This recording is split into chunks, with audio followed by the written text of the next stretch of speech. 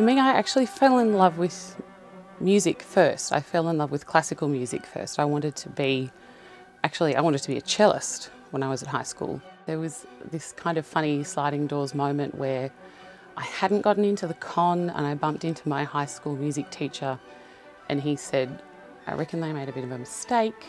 So I was able to re-audition and I got back in again. And my cello teacher at the time said, because I used to get terrible nerves as a cellist, like my hand would just shake, it would be terrible. And he just said, oh, what's singing like? And I said, oh, singing's easy. And he just looked me straight in the eye and said, some things in life are not meant to be difficult.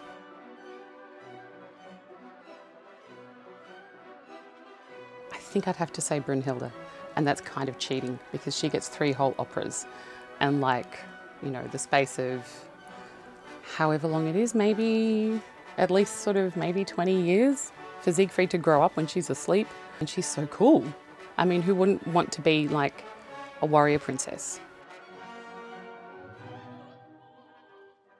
So to be perfectly honest for me, because this happened once in a concert, I am worried about not falling over and not having my dress stick to anything because I had quite a terrifying experience at a concert at the Bowl in Melbourne where I was wearing a dress made of tulle and the backdrop was one of those beautiful star backdrops like you see them on Carols by Candlelight.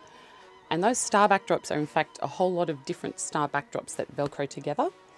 And we'd done a dress rehearsal, but I wasn't wearing the dress. And the person who was holding the curtains let the curtain go before I'd cleared the curtain, and I stuck to the curtain on both sides with Velcro from shoulder to knee on both sides of my dress. And I just remember going, okay, no option. You just have to rip yourself off. And so I went, whack, whack. I think because of my voice type, I have to say tragedy. Because, in my voice type, there's sadly not very many comedies. I don't think there are any, actually.